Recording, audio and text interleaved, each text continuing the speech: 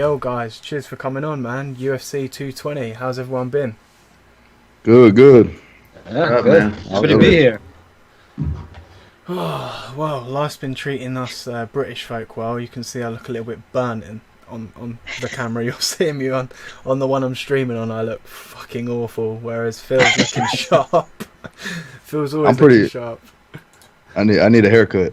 I wish we had caught some of our off-camera antics just so Paulie could have seen what was going on, because it was fun as fuck. Guys, fixing your hair. You need to get this haircut, man. It's perfect every day. Never a bad hair day. Look at Jason. Suave. So what's been going on in the life for you guys? Jason, what's been going on for you, man?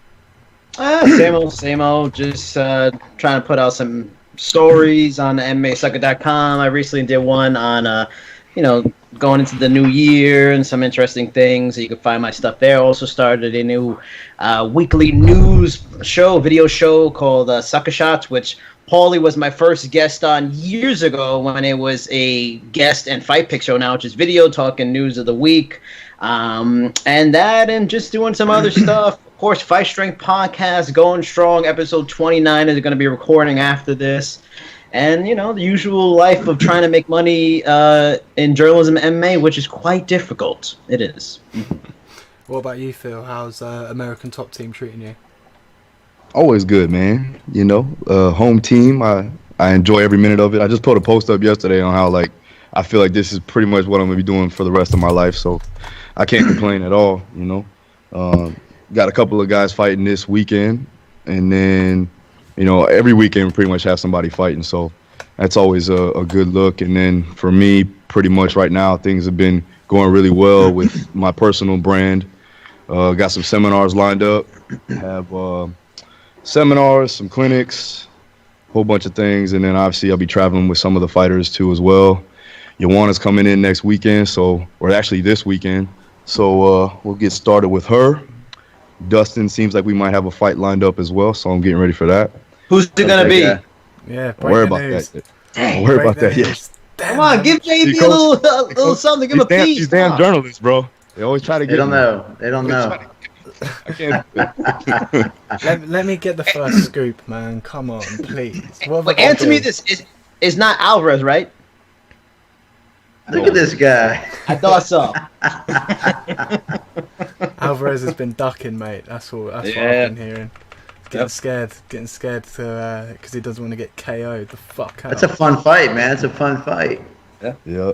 And what about you, Paulie? How are things going for you? Oh, it's good, man. I've been busy. I've got an article coming out this month. Should be. I've actually teamed up with this guy named Dr. Kevin Polk.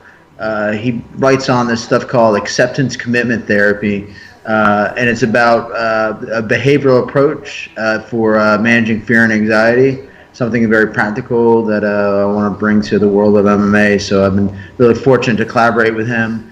I do some other stuff. In my day job, I actually just published an online course for Florida Institute of Technology on leadership, and that was pretty cool.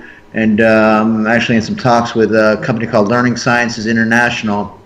Might be writing a book called Deliberate Coaching, so really the science of coaching. So very excited about that stuff, man. So this is going to be a good year, man. The Chinese astrology, not that I follow it, but it says the year of the dog, and that's my sign, 1970. The year of the dog is my year. I like it. Thank you.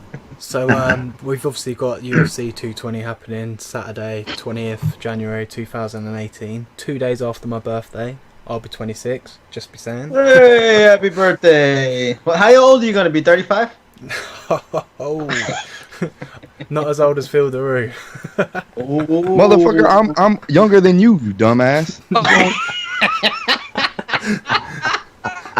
How old are you, Phil? It's that beard. That beard ages you, man. How old are you? How are you going to be? 26, bro. You're not younger.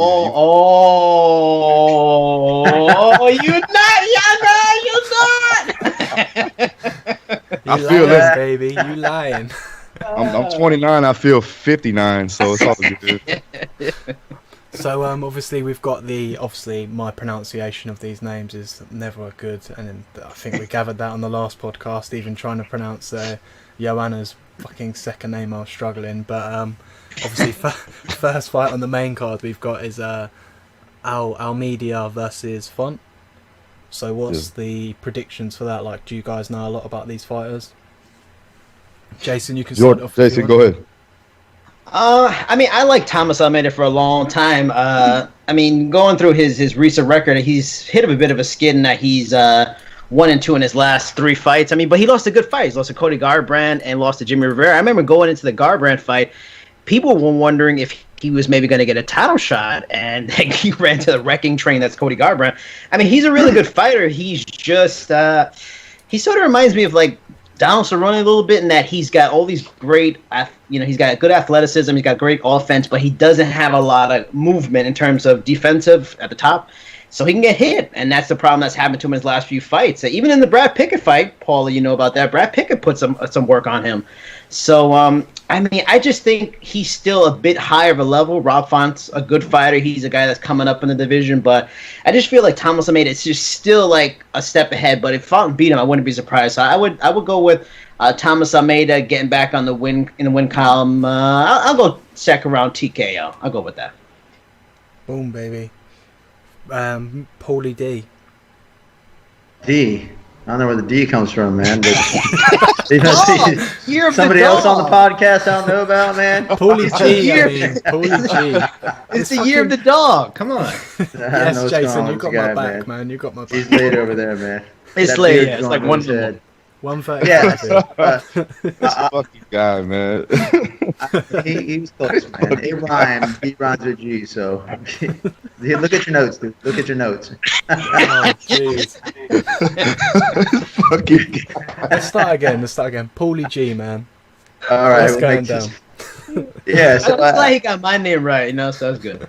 I have to agree with Jason on this. Yeah, I was had intimate knowledge of Thomas Almeida because Brad Pickett fought him a while back. But even though Brad caught that nasty knee, man, I thought that was one of the best Brad has ever performed. But to Jason's point, Almeida can be hit because he is very upright and he tends to drop his hands a little bit in the middle of throwing his strikes. But I think he's still cleaner in his strikes, and I think he's gonna fight a bit longer than Font. Font's a bit sloppier in his stand-up from what I've seen. So, I'll go with a KO in the second round. Thomas Almeida. And now we line it up for Big Phil Daru to knock it down. Let's go. What's your opinion, bro? So I'm looking at show stats right now, and Font looks like he has no defense whatsoever. So I'm gonna go ahead and just from the stats itself, I'm gonna say Almeida just knocks him out in the first. And he has no submission. His submission average is shit, but he has a better submission average than Almeida, so that might be something in his favor. But takedown defense, he obviously can't stop any type of shot, so that's not gonna work. And so I'm gonna go ahead and say Almeida first round knockout. I'm gonna go ahead and agree with my coach. Wow. Look at Phil Daru, the statistician. Yes, Very nice, Phil. By the way, Very that's nice. me. That's me. I went to Jason, school, not bitch. you. I need to know stats too. I'm I going know you with, got that from yourself in your mind. I know. I'm not gonna lie, it's right here. Well, I'm going to say the world is going to see a massive shock, and Oh, my boy Rob's going to take him down and choke him out, mate. That's it, done. Second round, you're going to see it happen. You're all Did you gonna be pick him wondering because what's his going name's on. easier to say? Yeah, Most pretty likely. much. Most Is likely. he English? Us Is his British name- guys? Robbie Is he D? British? Yeah, Robbie D? What is it? He's American, isn't he? I thought Fucking you Robbie guys D. you'd be waving the American flag, going for Rob Font. Fucking traitors. Going for the Brazilian. I hate to tell you this, but we got as much Brazilians as we do Americans down in Florida, so it doesn't really matter for me. That's true. Right, so we're going to our next fight where we've got, again, excuse me if I pronounce the names wrong, but we've got obviously Villanti versus Barroso. Am I right in pronouncing that, Jason? You seem to be down I there. guess it looks right. Phonetically seems right. Yeah, that's how us English talk, man. We just, we go with the phonetic letters. We go in there and we get it sorted. But yeah, what's your opinions on that? Like, who wants to hit that one off? Paulie, you go right ahead. No, dude, I already told you, man. I'm gonna leave this in your court. Those guys aren't on my radar yet, man. No offense to them. They just, they haven't hit my radar. Hey, is Volante from Jason? Is Volante from New York? Longo. He's from Longo, right? He's boys with Weidman. He's Volante also, all day. He actually took Dean Thomas's spot on that show with Sarah and Dana White. He's on announced it at Dean Thomas. Hey, listen, let me go ahead and state this now. Dean's gonna be back on in the next episode, so don't worry about that. Just saying. But I am gonna go with Volante right now, and just because he's a fighter of my boy, so I'm gonna go ahead and take that hands down. That's it, done. No statistics needed. I'm not even looking at it.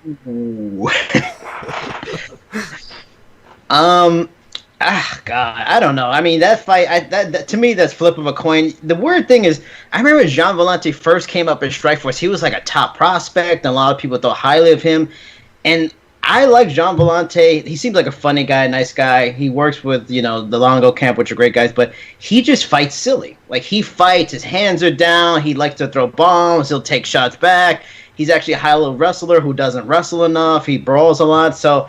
I mean, he lost to Shogun, which worries me. I mean, Shogun is well past his prime. He's, fairly close to the end. He got knocked out by him. So if you're losing to Shogun at this point, I mean, I'll just go Barroso. I mean, I think he's a little bit younger, but I mean, oh no, actually he's older, 37. Oh God, I don't know who to pick then. I'll go Barroso. Fine, Barroso, second round knockout KO. Done. I mean, I agree with you and Jason, Jason, on this one. Obviously, it is a flip of a coin when you look at sort of their statistics in the sense of, there's not much to separate them on the reach, not much to separate them on leg reach. Submissions, one of them's a lot tougher in submissions with Barroso. He's got a better submission sort of win percentage. And obviously, you've got Volante with a better knockout percentage, so it's quite a difficult one to pick, and maybe power will take over. I think it's dependent on how these two guys step in there and approach the fight and execute their game plans is going to be the decision here, rather than two guys that just trade in the middle and see who's got the biggest punching power. But for me, I'm going to have to back your decision, man. Going with Barroso all the way. Can't steer me wrong. You know what you're on about. You've predicted fights in the past and got them right. So I did. Don't mean to brag. So we'll move up on the card anyways, because again, obviously, I mean this UFC 220 card. I don't know how you guys feel about it, but I don't think it's as big as previous cards we had on the past. I mean, the last one we did with. I can't even remember, Cody, TJ. Yeah, 217. Yeah, fucking hell, what a card, And I was thinking to myself, how are UFC going to do better than this? And, they kind of pull this out. And no offence to obviously the fighters going on there, but it's not it's not going to be their highest pay-per-view seller, do you know what I mean? But we've got Kautar versus Jason's brother, Burgos. Shane Burgos, the Hurricane. What are your views on these guys? Paulie, do you know a lot about these? Yeah, I watched some video on this. It's going to be an interesting fight, man. These guys are two big guys, and I saw Burgos' style looks a little bit more relaxed and a little bit cleaner. I didn't see a lot of groundwork in the videos that I watched on them. But it just seems to me Burgos seems to be a more skilled fighter. So I'm gonna, based on the striking that I witnessed from both those guys, I'm gonna lean towards Burgos. But it looks like it's gonna be kind of a competitive fight. Yeah. Like I said, statistically, it's an even matchup. But I did remember watching Burgos a while back, and he is a little bit cleaner.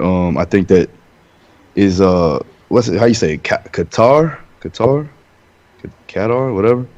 Yeah, my bad, bro. However you fucking pronounce it, man. My Who bad. cares? Yeah.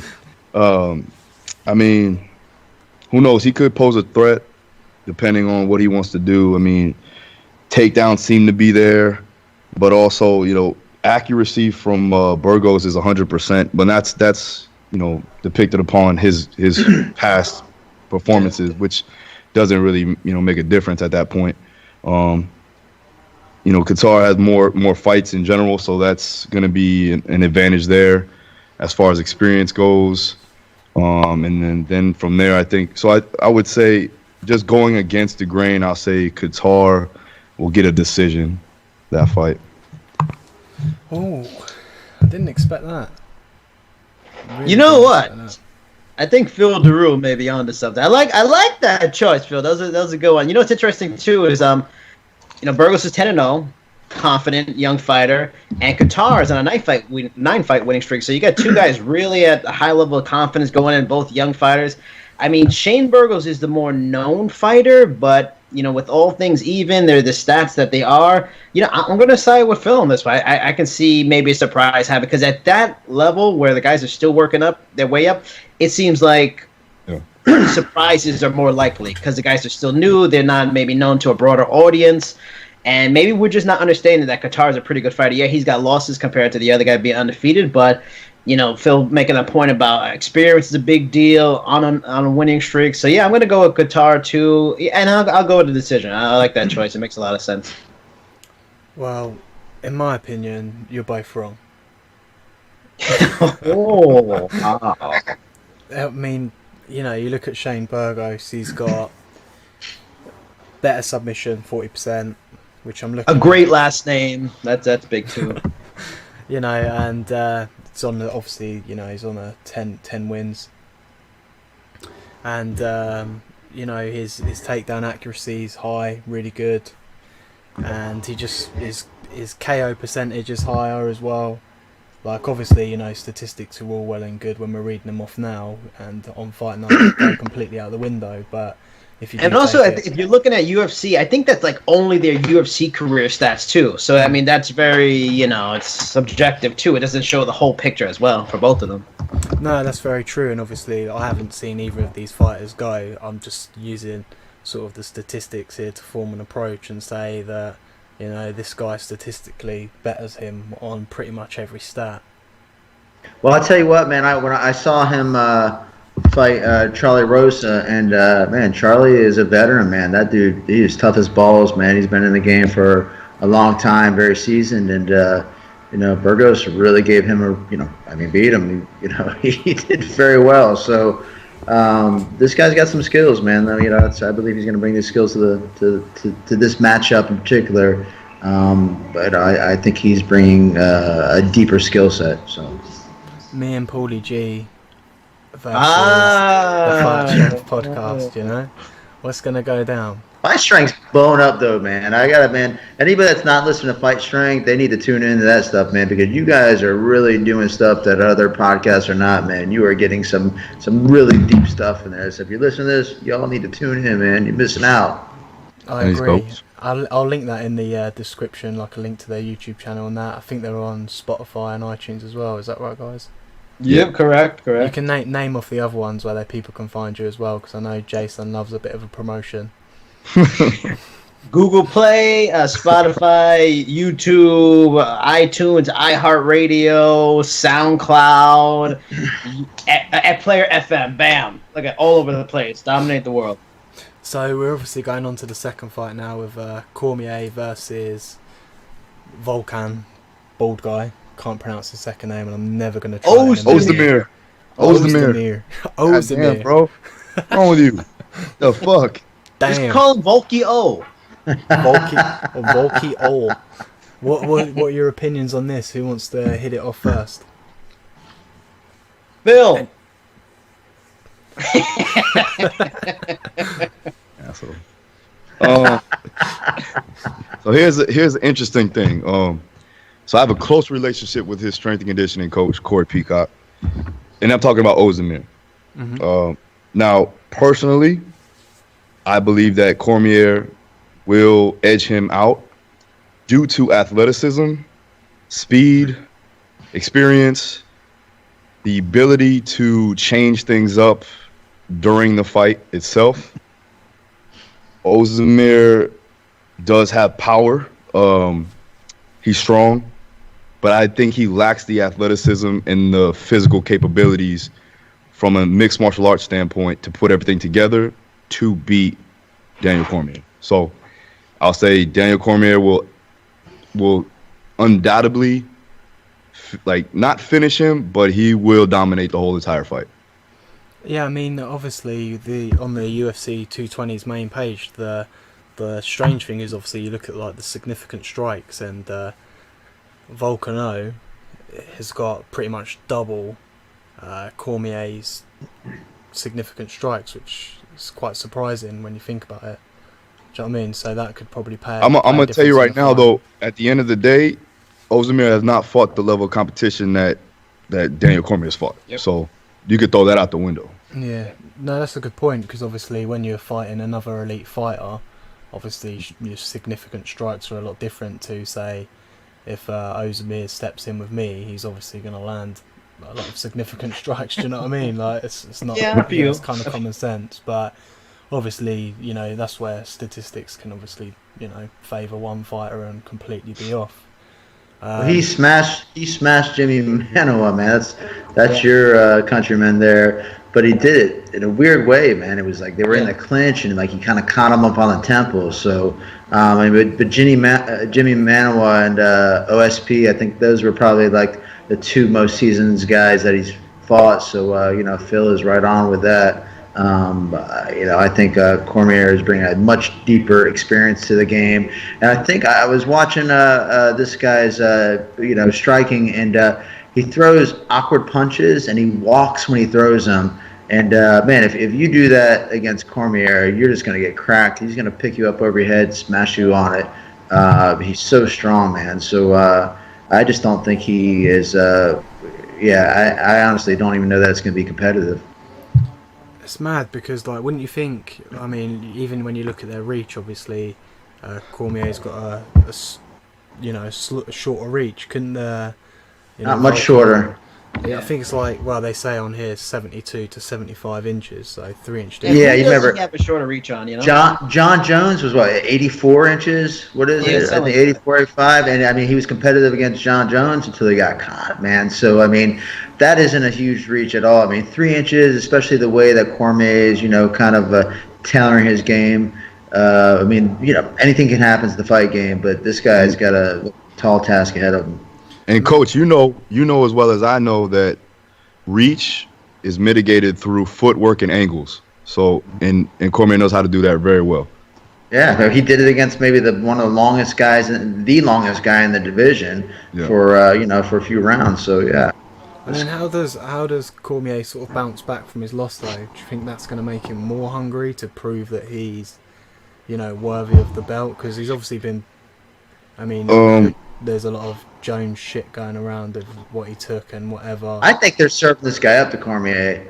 You know, like they're giving him something to bounce back. This is his bounce back fight, I think. You know, I don't know that the guy should even be in there with him. I mean, again, he beat Jimmy Manoa, but like, all right, you know, yeah, I'm not saying Jimmy Manoa is not a good fighter, but you know, I don't know that he's tested. You know, to be, is he even in the top 10? Was he in the top 10? Yeah, no, he was close to title contendership. He was on a roll. They were talking about Manoa versus Daniel Cormier. They even called each other out, I think, after Daniel beat Anthony Johnson the second time. So he was close. So that's why he's getting the shot, because he beat the guy that was close to number one contender. Yeah, well, you know, that was I bet, you know, that's any given day thing there. I saw the way he caught him. It was just weird in the clinch how he just kind of banged them in the temple. Very odd, like almost like Manoa had been hurt in camp or something like that, you know. Yeah, so we've got three of us obviously back in the big Daniel. Jason, what are your sort of views on this fight? I mean, I'm a huge Dan Cormier fan. It's probably my favorite fight of all time. I think any day of the week, a year ago or 2 years ago, this is easy. Dan Cormier is going to beat him, no problem. And I'm glad you brought up like what he feels after that loss. And I think that's a big thing. Like, everybody knows how much the John Jones rematch meant to him. You know, we also saw a reaction after, you know, of course he was concussed after he lost. Like, when you get to that high point, you have this major set goal and you really don't reach it, and now you're kind of just handed the title because of weird circumstances. Like, I'm curious on the fire he has. He's still 38. You know, he's still got a lot of mileage on him. Like, I'm curious on where his fire is. Is he going to really get up for Ozdemir? I mean, he's saying all the right things, but Daniel Cormier knows how to sell a fight now. So, I mean, he's saying all things like he's focused, he's obsessed, he wants to beat him. But, I mean, I do worry maybe he's underestimating this guy, because he really isn't on the level of Daniel Cormier. And, you know, how he comes back from such a tough loss and being champion in a way he wouldn't want. I mean, I think he should win, but I'm worried. I actually feel like upset special in a weird way, just because of the age, you know, the circumstances. I think Daniel should win, and I can see him TKOing him, getting him on the ground, just beating him up, overwhelming this young kid. But I can see something weird happening. And what's crazy about Daniel Cormier, he's sort of like an Eddie Alvarez in that he can be knocked down. He doesn't get finished easy, but he got knocked down. Anthony Johnson, I think, both fights, against Gustafsson, against John Jones. So he's been rocked and hurt, and this is a guy that's a big puncher. So I'll pick Cormier. I'll say third round TKO, but I'm very, very cautious about that one. If there is an upset special, I would pick that one. Well, Jason's rarely wrong with the upsets. I mean, you said there could be an upset last time with Fug Rose and Joanna. That was a big shock. And then obviously we had the TJ Cody fight, and that was a fucking upset. It was mad, like how much shit went wrong for these champions, you know. But yeah, I mean, I'm glad we all sort of agree on the Daniel front. I mean, he's been doing a lot of commentary as well at the UFC events. Maybe that's, you know, taking his eye off the ball a bit.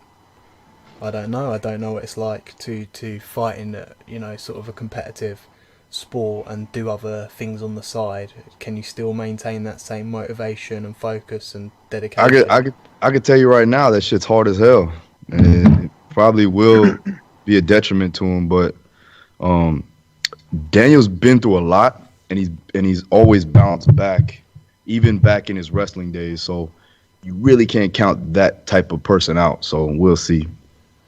Just too big, too classy, too experienced. Yeah. Yeah, mm-hmm. I agree. So we go on to the main event. Jason, do you want to introduce these two fighters? Because we had, you know, I've got a bit of problem pronouncing them. Oh, we got the main event. I mean, I know it's late over there. It's like 2 a.m. I mean, we got a main event between Stipe Miocic, tied for the all-time record in heavyweight title defenses, against probably the scariest fighter outside of Anthony Johnson and Chuckle that I've seen in the sport, in Francis Ngannou, in a really fascinating, you know, going back to the point you made that, you know, yeah, this isn't as big as 217, but I feel like the atmosphere around this is as big, because whenever this is a big heavyweight fight, and this is one of the better heavyweight fights in a long time, there's a feel to it, and this feels like a big card because of that fight. So who wants to take it away? Hey, Mohawk texting. Come on, you want to go? Come on, Phil Daru, you go first. I can't wait to just find you one day in that little house of yours and just fucking give it to you. But no. I live in the PJs. You ready to come? You coming to the PJs? Ain't nothing new to me, dog. All right. So this is an interesting matchup, to be honest, because both have absolute knockout power. Both are very strong, very athletic. But there's something about Francis Ngannou that shit is actually very scary in a sense, and that's coming from the Viking. So I'm gonna tell you, to be honest, I don't think anybody's really going to be able to handle his type of power right now. The way he generates it through his hips, and he just generating maximum amount of force and power through every punch, every strike. So if he touches Stipe, I think it's a wrap, to be honest. And any shot, it could be a fucking jab. I honestly think he could put him away quick. But if Stipe does play it the right way, has a good game plan, moves around, make sure he creates angles and uses his boxing and even takedowns can be to his advantage in this one.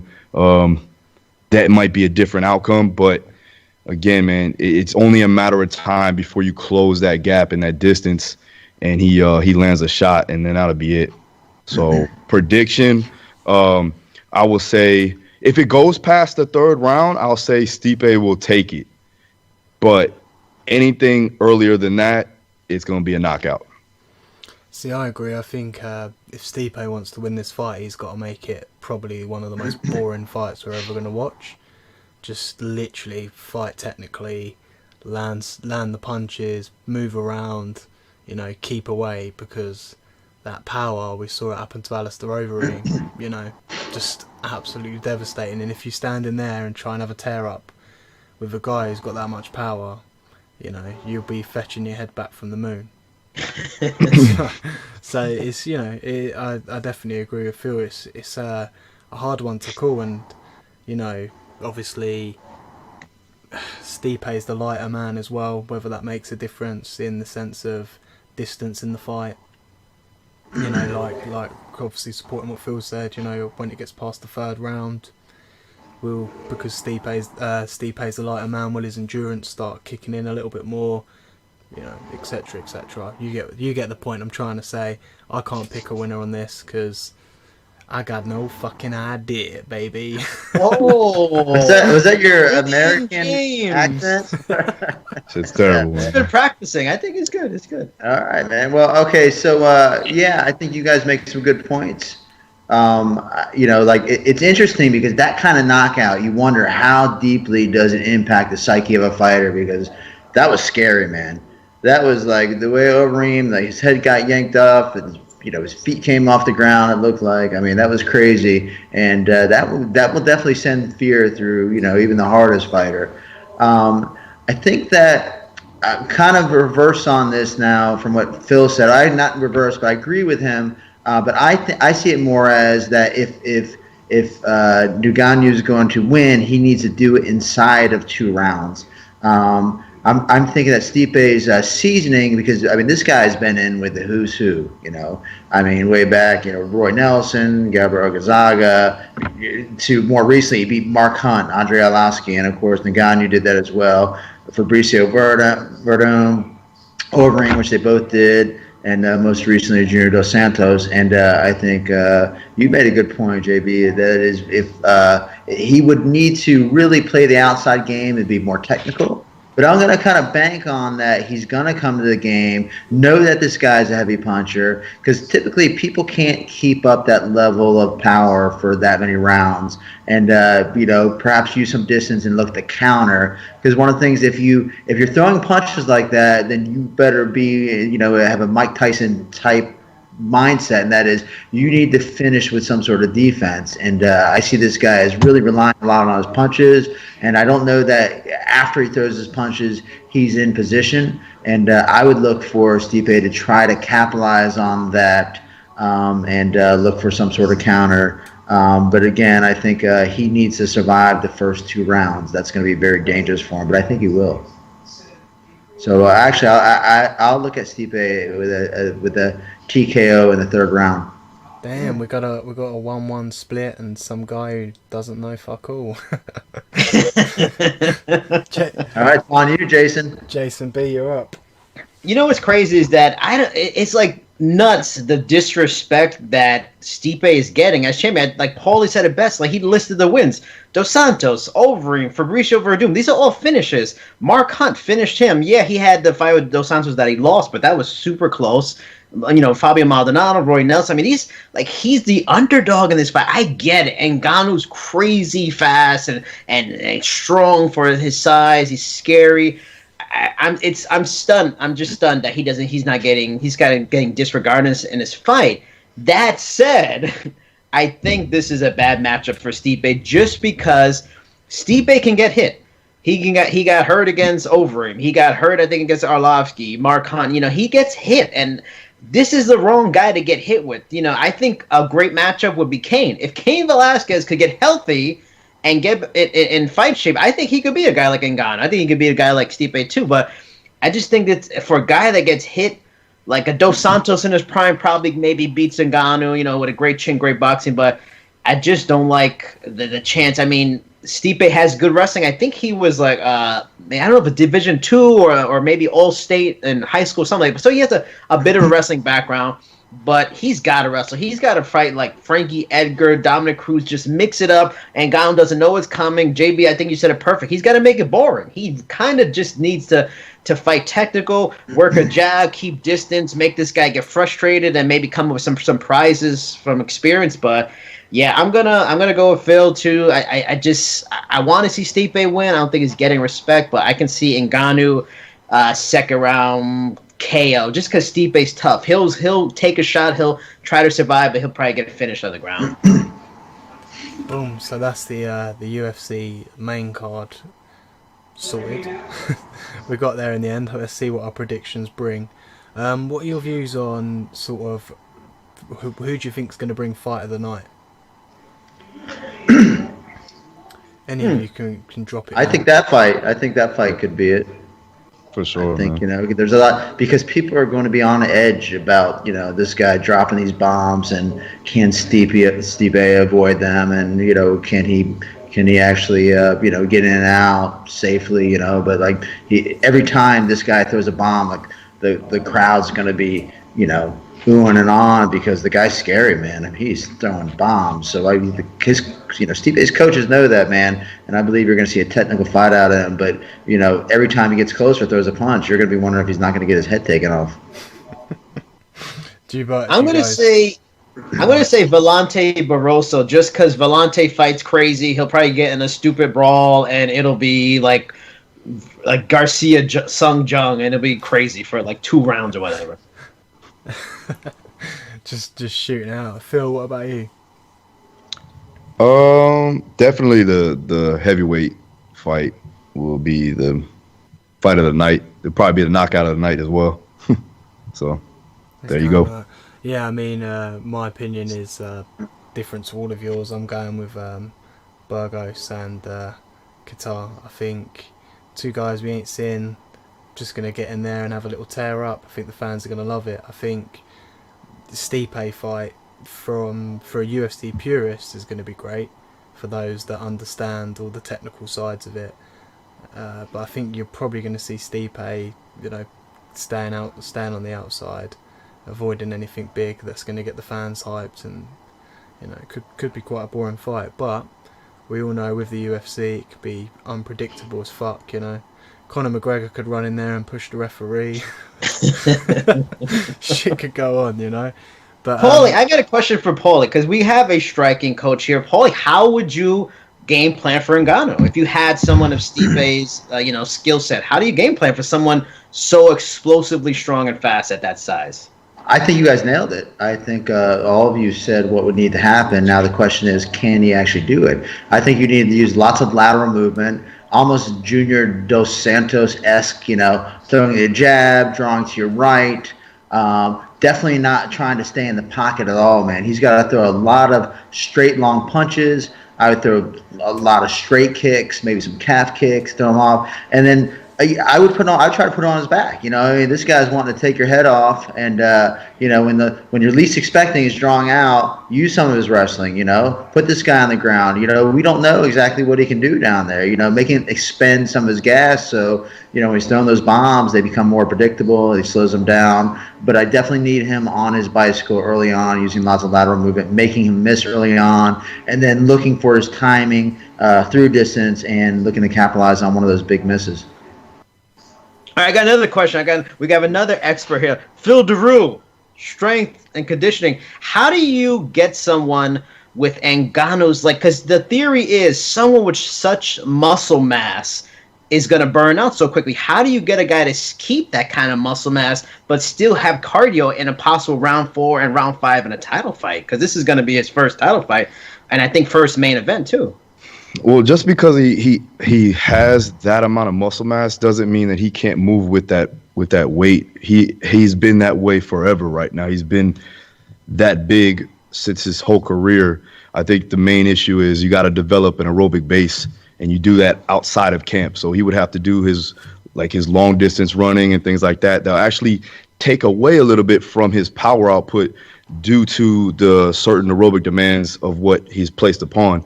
But getting more into camp, he can take that aerobic base and then transfer it over into an anaerobic and a lactic threshold base to where he can actually get all these modalities together and be efficient in all energy systems throughout the entire fight. So for him, we would have to make sure that he can go in his spurts of energy from an anaerobic standpoint and then recover as fast as possible. And so if he has to make sure that that's the type of game plan that he would have to go through. And that's more tactical than anything. So it wouldn't really be anything from like a physical preparation standpoint.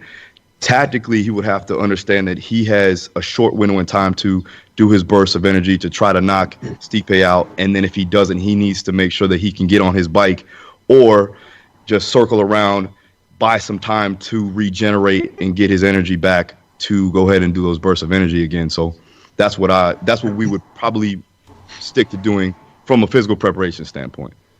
Bam! Expert facts for you, JB. You're welcome. There you go. Do you guys both do we all agree that the longer this fight goes on, the more beneficial it's going to be for Stipe? Yeah. Yeah. Cool. Yeah, that's what I think. What fights would you like to see happen in the future? Because I'd like to see Eddie Alvarez get smacked up by one of Phil Daru's guys, man.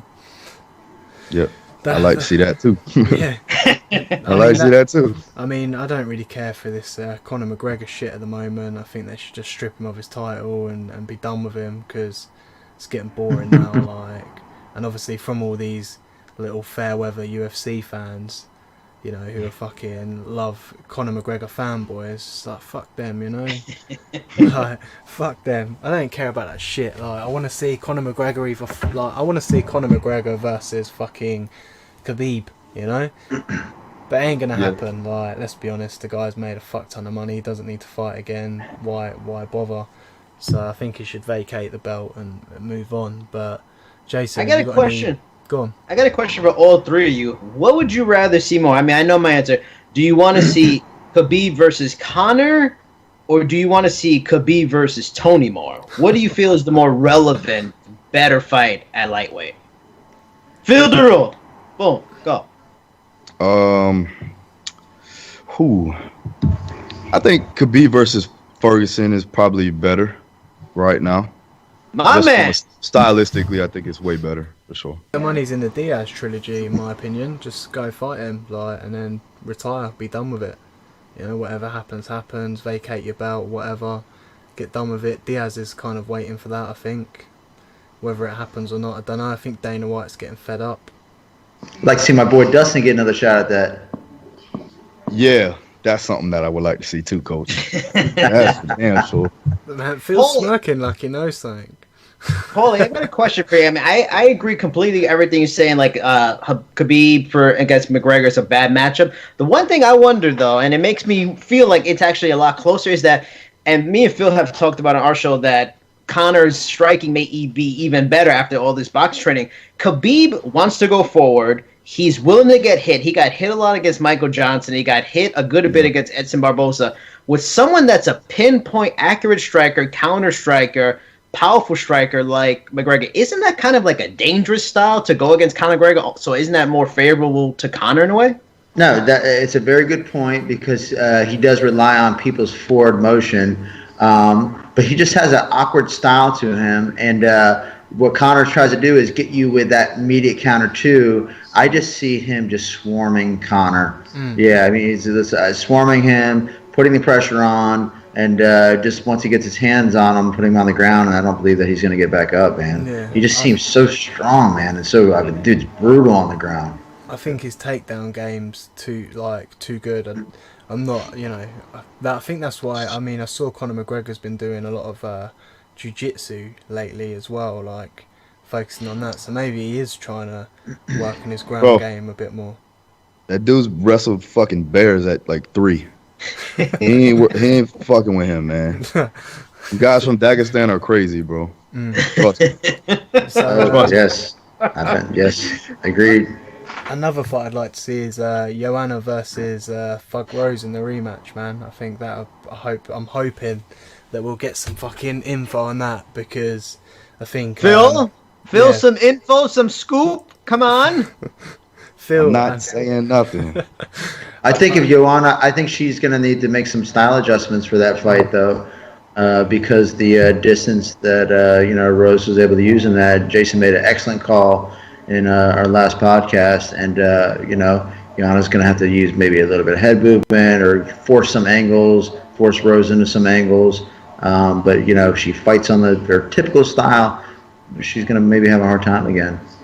Yeah, I mean, I think for Joanna, I think, Phil, you know more about this than me, but she had a bit of a problem with her weight cutting as well, or something. Some shit like that went on. Am I right with that? Or I can't remember. Yeah, I heard something going on.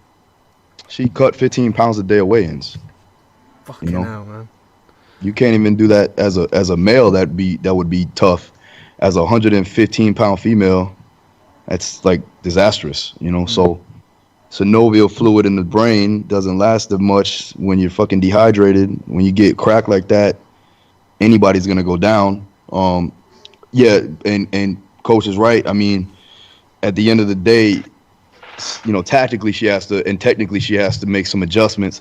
Once we get the weight down, with a more strategic approach, and she's actually healthy and performing at her peak, then we have to worry about her technical and tactical training, or in that fight in general, we have to worry about the game plan. But I think when all the cards are stacked together, and we got everything in place, from a physiological standpoint, that's when we need to make adjustments, like Coach said. I'm certain that's going to happen, man. There's a good team around her. They're going to take a look at. These adjustments can be just a minor thing. They can make all the difference, and she's got a good crew around her. That's going to happen. I mean, do you know as well that pissed me off after that fight is there's that video that was circulating. I don't know if you've seen it on, you guys have seen it over where you are, where it was how to humble a bully or whatever, and people were trying to fucking call Joanna a bully, and even people from my hometown were sharing it, and I had to educate them. I was like, man, this girl ain't no bully. It's fucking fight hype. If you follow her on Instagram and shit, she's fucking down to earth, and obviously you guys have spoke to her as well. Phil, you work with her. I think that type of shit, man, is one of the downfalls of the fucking internet. Do you know what I mean? Yeah. There's a lot of downfalls in the internet. Luckily, she doesn't pay attention to that shit, so it really doesn't matter. But yeah, I can attest that she's definitely not a bully at all by any means, man. She's the humblest person you can meet, because she's hungry and she's dedicated. She's focused on what she wants to do, and she's a savage, man. When you're in a mode like that, it just doesn't matter what's going on around you. That's your opponent. That's your enemy at this time, and that's what you have to do.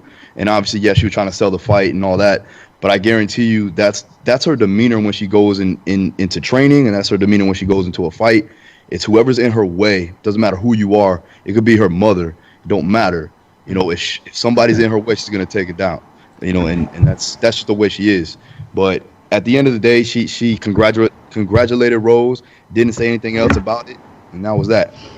Yeah, no, I agree. I mean, I think Joanna's got great character, and I've got no doubt that she'll be getting that rematch, and fucking I'll be tuning into that fight for sure. What do you think's happening with John Jones? Jason, you're kind of into the media side of things. What's your opinion on what's his ban going to be like in that whole situation? You got any sort of info on that?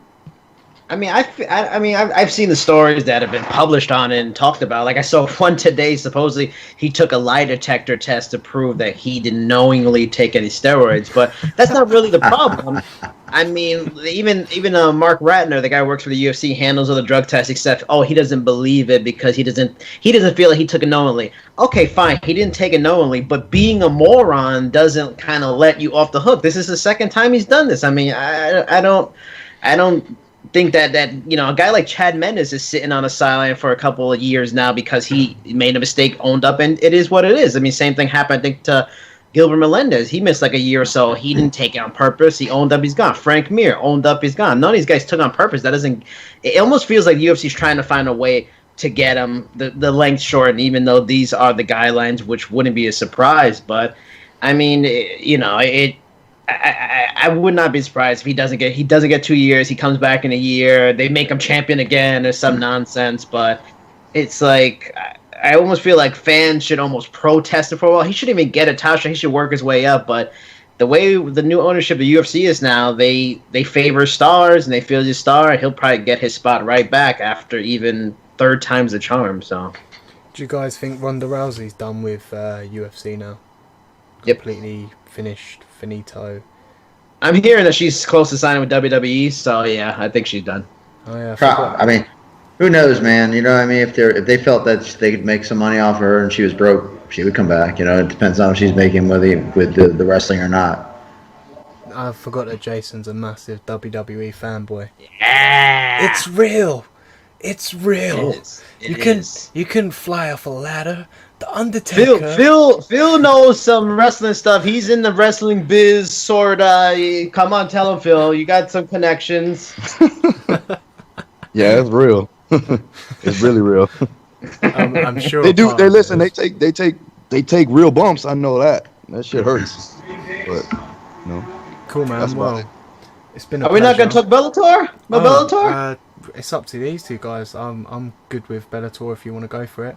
Do you know much I'm about out, dude. It's bedtime for me, man. Paulie's Oh, wow. done. What about you, Phil? We got another podcast to record, but I'm doing it. Let's go. Yeah, you want to do Jason's Bellator an as well? animal. Yeah, that's fine. Cool. All right, Paulie, do you want to Alright. shoot off or? I'm peacing out, y'all. Yep, I got a lot of stuff I got to do prepare for tomorrow. So Cool, man. Good- Well, it's a good. pleasure hosting you, bro. yeah, thanks, guys. Good. Let's do this again next month. All right. Done deal, All right, cool. baby. See you, everybody. All right. Paulie Take D. care, guys. Only D! All right, man. Don't make me give it to you. All right. Let's just hope that we can sort that out. Let me just remove him from there. All right, that's So this is just the Are three you of still us. recording? Yeah, still recording, bro. Just the three of us. You can make So it do we if just you want to do the top Motherfucker's lethargic right now, dog. I've been smoking poke, man. We're going to see James when he gets tired and he gets That's crazy. Oh, baby. The candles are coming out. So do we want to do just the two main fights on Bellator real quick? Yeah, let's go for it. I've got to, I'm still live streaming, so I'm going to add you both in again. But yeah, let's just keep talking, man. I'll fiddle around with it. Jason, I haven't seen the cards at all, so this is kind of your element here, your time to shine.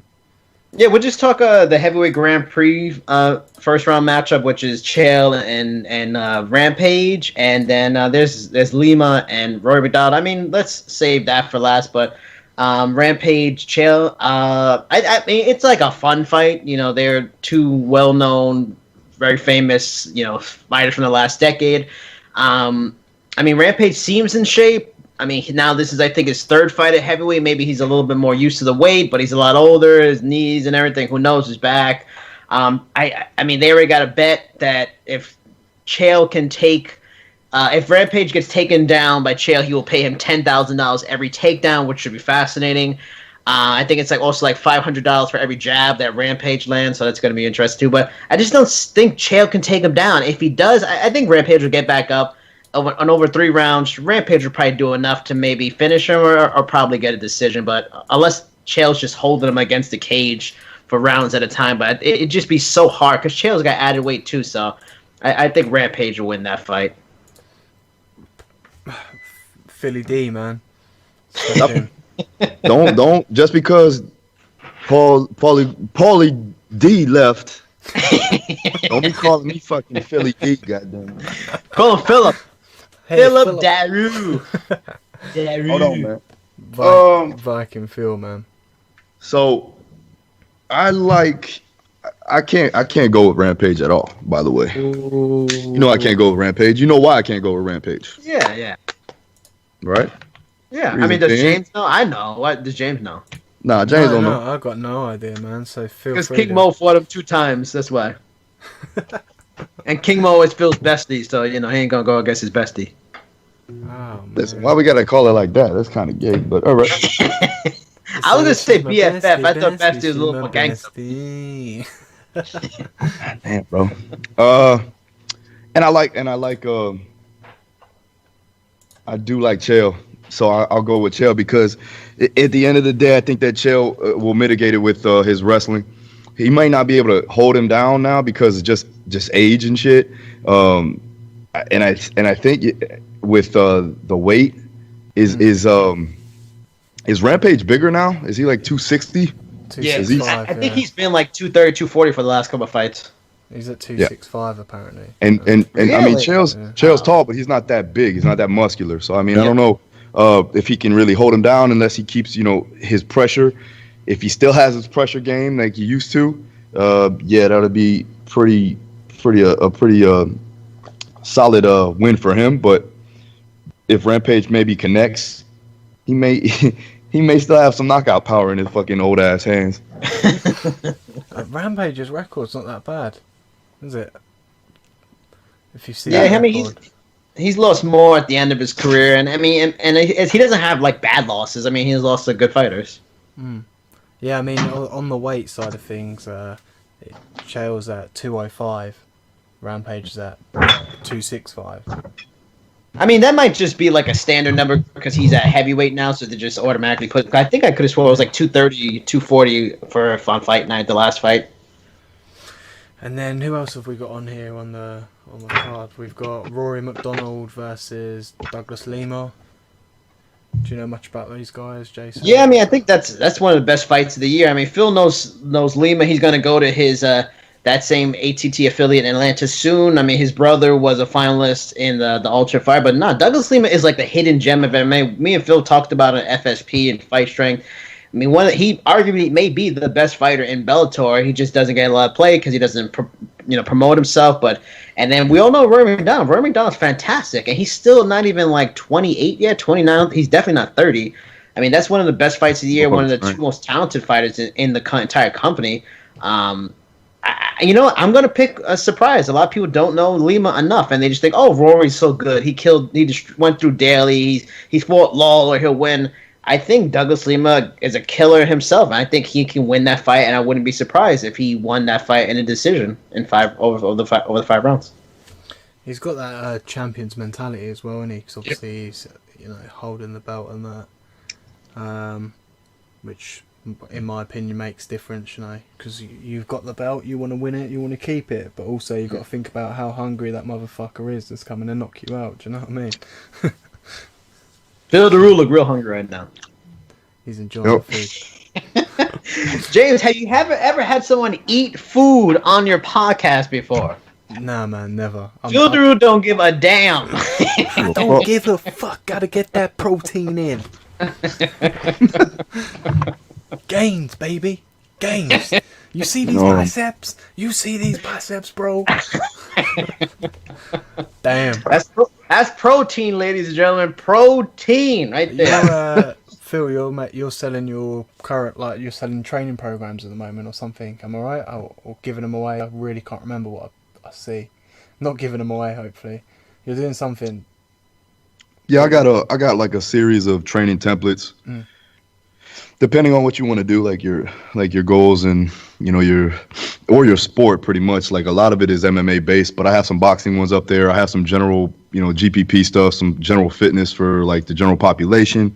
Yeah. So I mean, I'm also coming out with a 24-week fight strength program that's actually going to be based around MMA transfer or exercise transferability, but it's for the general public. So primarily, it's not really it's exercises that will transfer over into an MMA style, but they will work for, like I said, general fitness. Well, you did it's pretty good. Good advertisement there by flashing the biceps, man. So if anyone's watching and they want some of that shit, hit up Phil. Shit's real, man. Because it's real. Guy's looking good. He's in his prime. I'm in my prime. Past my fucking prime, dog. What other fights we got on the Bellator card that are sort of going down that are expected to be big bombs? I mean, Chandler and Yamauchi is a good fight. I mean, that's probably the likely contender to Brett Primus. That's a good fight. Seeing Aaron Pico, one of the top prospects in the sport, in his third fight, it's a worthwhile, fight to look forward to. Corrales versus Karhanian should be exciting because Georgia Karhanian is always a fun fighter. I mean, from top to bottom, I think I'll probably be watching UFC 220 just for the main event, but I'll be definitely watching 192 on DVR. If I had to choose between two, I'd probably want to watch Bellator 192 just from top to bottom. A more complete card and a more interesting card, at least for me as a fan. But it's a good night of fights for MMA fans. And if you don't want to pay money, you get to see some good stuff for free, or you can get some good stuff on pay-per-view. Big Phil. Oh, Yeah, just chew, and then swallow, chew. listen, it's steak, man. I gotta chew that shit good. Jason, you're a notorious UFC hater, bro. Why? Because you hate the UFC. Why? Because I like Bellator. Yeah. Maybe you're a notorious UFC lover. Maybe that's what it is. No, that's not true at all. Because I got fighters from all different promotions. But what I am gonna say is this: I'm close with the UFC. Oh, you got Dana's number? You text him like, "What's up, DW? What's happening?" DW, I mean some steak. What you doing tonight? Gambling? Is that how it works out? Jason's just bitter because he was chatting to Dana White like, "Yo, man, give me that journalism job, Dana, please." And he was like, "No, man, fuck you." Him down. And then I didn't know that I am Dana White of Southern. I never knew that. and then Bellator's like, "Hey, Jason, man, Jason, how about you come and write up some shit for us?" So now Jason's Bellator's fanboy. Man. James hasn't worked on his New York accent yet, so I'll take Southern Jason Burgos, but I mean, it's good enough. Man, fuck it. But Bellator want to give you a job. He gave a guy from New York and Boston a Southern accent. Anyways, guys, it's been a pleasure as always. Went a bit chaos at the end, but I've enjoyed it and appreciate your time and that. You've got your podcast to go and record now. Is that going to be live streaming? No, we're going to record it and it goes on. This one's one of the episodes we put on Breaking Muscle, so it has to go to them first before it goes anywhere else. Okay, cool. And who's your guest that's coming on? Or Me. Phil Daru. Phil Daru. Fuck that, man. I ain't tuning into that shit. Don't worry about it. Who wants to hear that fucking talk? We don't want you tuning in. Fuck that. Fuck my ratings up, bro. Listen, bro. Joe Rogan retweeted my shit, yeah? Oh, wow. Well, in that case, what does that matter? Phil knows DW. I mean, he's going to text him right now and be like, well, retweet Fight Strength Podcast, right, Phil? Boom, baby. How many big name celebrities in the fight world have we had on, Jason? Too many. I mean, 2 champions, title contenders, legends, icons, some of the best journalists in MMA history, some of the best coaches in MMA history. I feel like I'm fucking shooting them down just right now. Just don't cry, dog. You all right? It's okay. We'll get you. Just streams down my face. Nah, I agree, man. Like what you guys are doing is really good, and it's an entertaining listen as well. You've had phenomenal guests, and I'm envious that you've been able to host them. The amount of times I message Phil on Instagram like, "Bro, hook me up, please." I try, bro. Hey, listen, it's definitely. I'm not trying to lead you on, bro. I do try. Trust me. No, I believe you, man. I believe you, of course. Yeah. I got you Paulie gloves. Bam! Look at that. Look how much that's paying off now. See? Did I get you Mark Casey? Yeah, no, you did. You definitely did. Scott Askham? Did I get you him? Nah. All right, I'll get you on Scott because Scott's got a fight coming up, so we're good. All right, sweet, man. Yeah, Phil, you can't forget you got him Jason Burgos, another great guest, totally paying off. Dude, I was the first person I got him. See what I'm saying? I don't know anybody that wants to talk to James, but probably Jason want to talk to him. I'd throw him at him. I got the best guest though, Phil Daru. Oh, do you know what I'm saying? Now he's trying to suck up. Can you get like a digital hug right now? Like, oh my goodness, my goodness. I wouldn't be able to wrap my arms around him. Too big, too strong. All right, bros. Anyways, man, we'll talk off camera if you want for a couple of minutes, and then yeah, I'll let you go. But we'll chat off camera for a minute anyways. Thanks for coming on. I really appreciate it. Thanks for having us. Bye bye.